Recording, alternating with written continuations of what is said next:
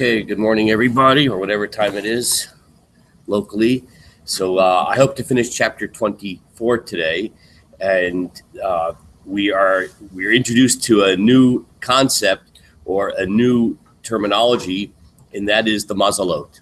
Okay, we point out that mazal doesn't mean luck, like people say mazel tov. They think it means good luck. It actually means the astrological configuration of the stars. And when you say mazel tov, you're saying, may this be a good constellation, right? May this event, bar mitzvah, wedding, whatever it is, birth, may this event be happening under a positive constellation. And we pointed out that these terms of the mazal refer to different sources of divine emanations. And we are talking about specifically mazalot, which are referred to by Hashem's 13 attributes of mercy. The two that we're talking about specifically are Notzer and Vinakeh. So, and those are the terms which are used when we invoke God's attributes of mercy, just like Moshe invoked God's attributes of mercy. So, Notzer Chesed Lalafim, Hashem guards Chesed, kindness to the thousands of generations. And then we have a term Vinakeh, that Hashem acquits. Hashem wipes away. Hashem wipes away sin. So we're now in the middle of chapter 24, and we're going to back up one sentence. That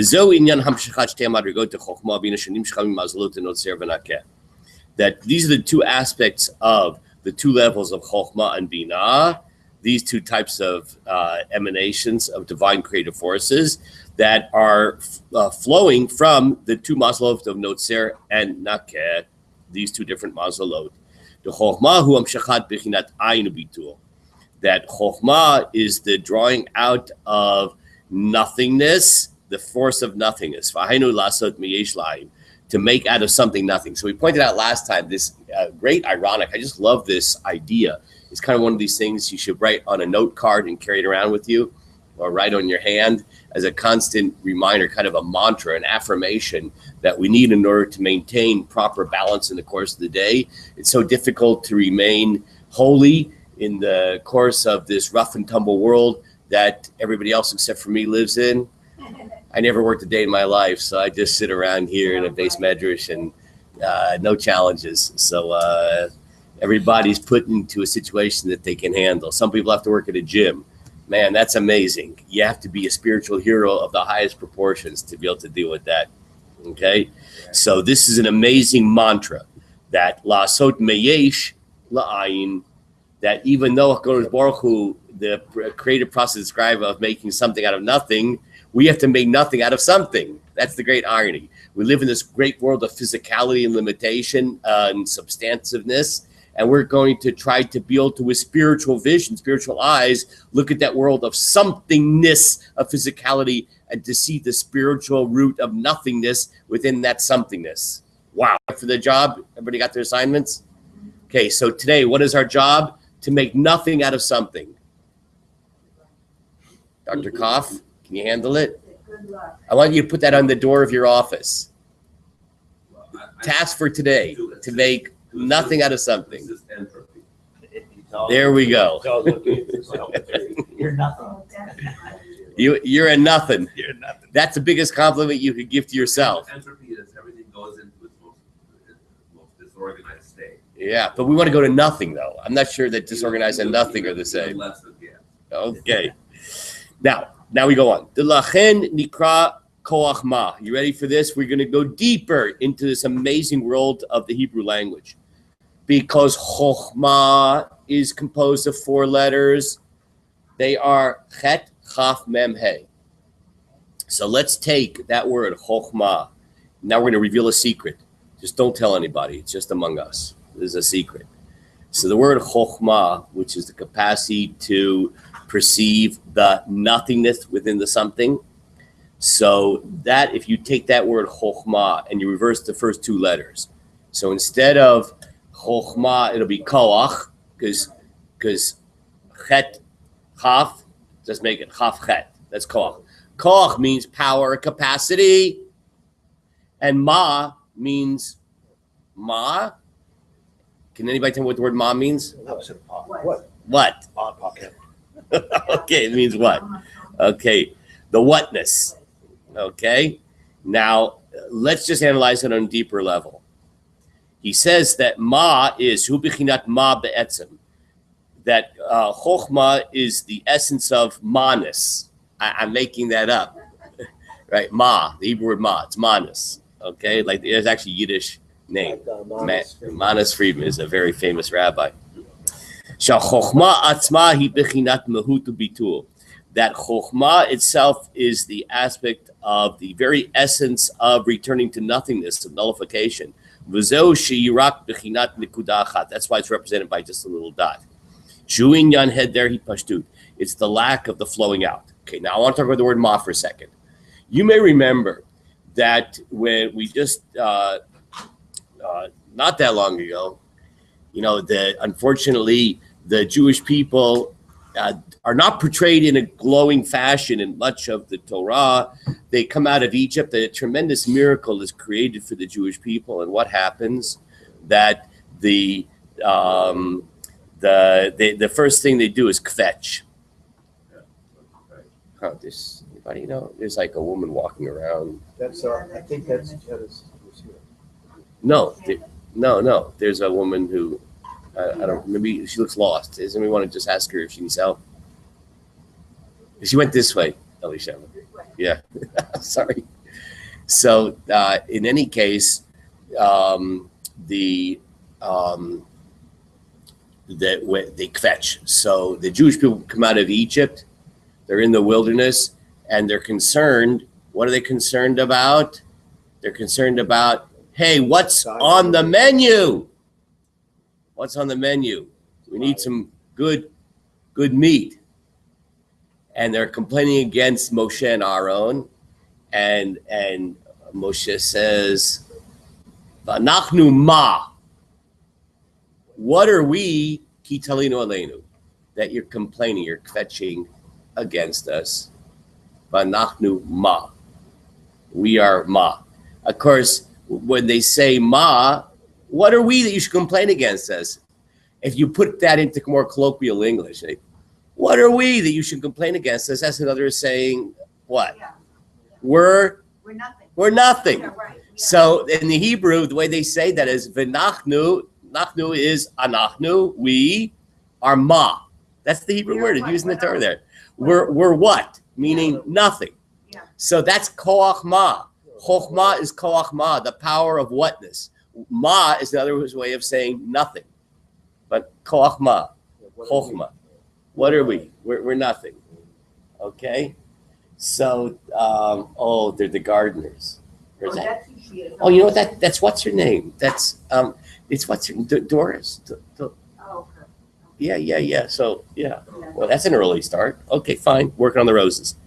Okay, very good. We solved that problem, and this problem has been solved for all of you listening in the internet all over the world. I'm sure you're particularly interested as what's going on at 6:30 a.m. in the morning in Sacramento, California, where all kinds of people are working on our roses that we don't know who they are. This is of great Kabbalistic significance. Okay. That we see everything, how it's coming from nothing. That's koach ma, the whatness. So today we are going to cultivate our whatness power, the ability to look at something and see it's nothing. From this comes the sense of nullification, of nothingness. So now he says something else. This is beautiful. All these new ideas we're learning. We have the capacity to experience reality. How do we interface reality? With our five senses.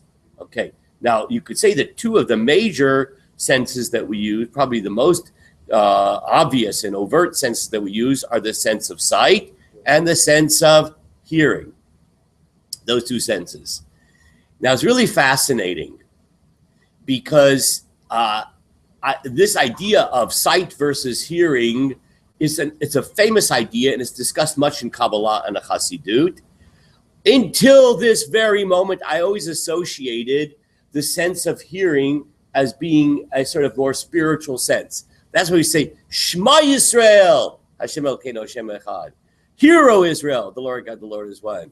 Hear, right? Hearing is a kind of a spiritual thing, whereas seeing is a kind of very material thing. So he says that actually it's not so simple. Okay. Now smelling we haven't even talked about. That's also that's a lot of Torah to talk about smelling. We'll put that aside for a second for now. Yeah, so very good. So now we're going to talk beautiful. Dr. Koff, that was beautiful. So we want to talk about seeing for a second. Why? Because interesting that chokhmah, which is the ability to sense the nothingness of somethingness, is interestingly associated with seeing, not hearing. He's going to explain. That through seeing, we're able to sense the nothingness and the somethingness. So he gives an example of somebody who sees a king. You see, what happens, this is very hard for us to appreciate because not too many kings around, but think of it as if you were living 500 years ago and you're a peasant, right? And then all of a sudden you have this amazing once-in-a-lifetime opportunity and you see the king. What do you feel when you see the king? Elation and awe and your own sense of nothingness. You've seen the king, you feel a sense of nothingness. Now you could maybe hear about the king. It doesn't have the same impact. But when you see the king, then you are overcome with this sense of awe, elation, and nothingness. That's seeing the king. As explained elsewhere in the Hasidic Kabbalistic literature, the difference between seeing and hearing. וזהו גם בנקודת השכלת החוכמה, גם כמו שבאה בחינת שכל גילוי דחוכמה, הרי הוא למעלה בחינת שמיעה, שנראה ונגלה בחינת המהות, וזהו עניין מזל נוצר, שהוא המשכת בחינת העין הביטול. Now, this is also the concept of, our sages say, mi chacham. Who is chacham? Now, chacham is a very important word for today's discussion, because a chacham is somebody who has that ability to employ chokhmah. Chokhmah is the ability to make out of something nothing. And our sages say, mi chacham, who is a chacham? Haro'eh, someone who sees et hanolad. They can look, meaning interface with very material reality. That's seeing, but interface with reality through spiritual lenses, that even though they work in a gym, that they're able to penetrate to the spiritual core of what could be such an incredibly material focus and be able to see the divine root and see the nothingness lurking behind the root of the somethingness. That's the idea of ro'eh, that you feel in such a concrete way. That's why, by the way, to quote our sages when they said, seeing is believing. That's a joke. I don't know who came up with that expression, seeing is believing. I don't think it's our sages, but it's the same idea. Remember we talked about yesterday? The idea that that faith, emunah, is not necessarily analytical, right? That you can actually be utterly convinced of the truth of something. You just had to explain analytically why right now. Maybe later you'll figure out how to put it into the Bina realm, the analytical realm. That's why Chokhmah, that's the level of Chokhmah. And we talked about yesterday this great sage from the Talmud, Rav, who said that the chick born on Yom Tov is not kosher, it's muktzah, right? Why? Don't ask me.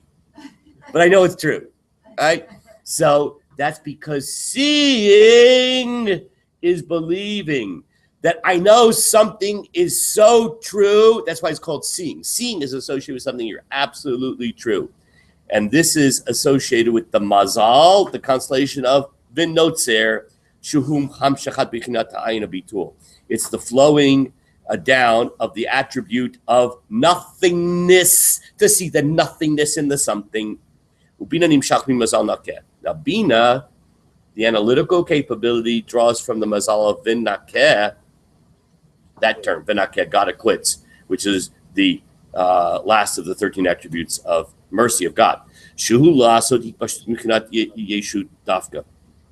That's the capacity to make something out of nothing. This is also crucial, because the ability to see something analytically, to give something dimensionality. This is where you can take an idea and you can hold on to it. You see that there's something amazing about understanding something analytically. That when you understand something analytically, there's a sense of what's it called here in this Aramaic word, tfisa, with an aleph at the end. That means to hold on to something, grab it. When something is purely in the level of faith, level of chokhmah, that's amazing. And it's something so rooted in essence. But at the same time, we have to strive to also get something, bring it down. How do you bring it down? Bring it down through details, through analysis. That's why when a person learns, when we learn, that's the creative endeavor. We're actually being creative. Some people say, oh, he sits and learns, he's not being creative. There's nothing more creative than learning.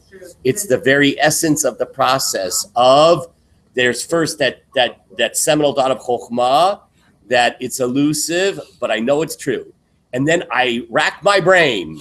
I turn on the Bina power, and I try to put it into analytical terms. I try to be able to explain it to somebody. You know, you cannot give over an idea unless you have the capability of Mr. Spock to do a Vulcan mind line meld, mind lock, or whatever it's called, right? Mind meld, okay? That, see, if chokhmah, so there's not much I can do for somebody else if it's only a chokhmah. But if I can put it into words, that's the greatness of the great authors. You know that there were sages? You know the Ari, as an example. The Ari was one of the greatest Kabbalists, Rabbi Yitzchak Luria. It's called the Ari HaKadosh, the Holy Lion. One of the greatest Kabbalists. You know he didn't write a word? His student. Right? That's amazing. You know why?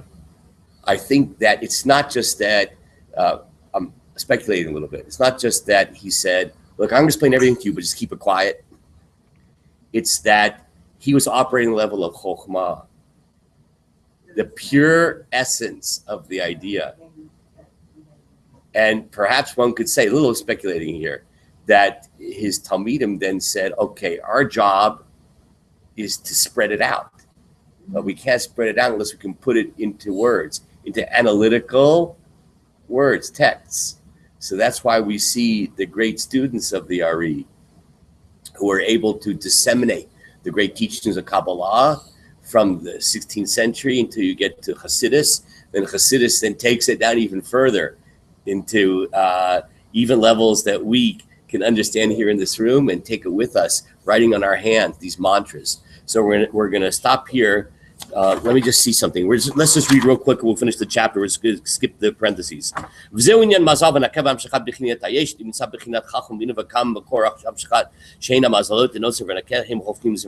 see here that Choch and Bina are really opposite. One is the essence of nothingness. One is the somethingness, which is analytical. Chokhmah below Bina. That's why you can have a Chokhmah without Bina. I'm speculating maybe the Ari, as opposed to his students, level Chokhmah without Bina. We saw the level of the Gemara Rav, who said the chick is not kosher, but he couldn't explain why. Everybody has their own source, whether it's in the Mazal of Notzer or the Mazal of Nakeh.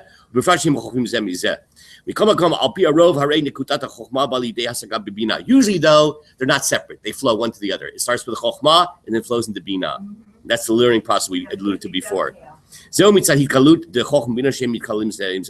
that's because Chochmah and Bina really interface with each other. They merge and flow one to the other. And we'll stop. We just finished chapter 24, and we will begin Bezrat Hashem, chapter 25. And I see Rav Mendy, who's about to walk into this room. Rav Mendy, Kohen HaKadosh, has just walked into this room, and now the whole world knows about it. God bless him. Okay, we'll continue tomorrow, Bezrat Hashem. Chapter 25 tomorrow in Mamar Echotzu. Okay, everybody, good morning.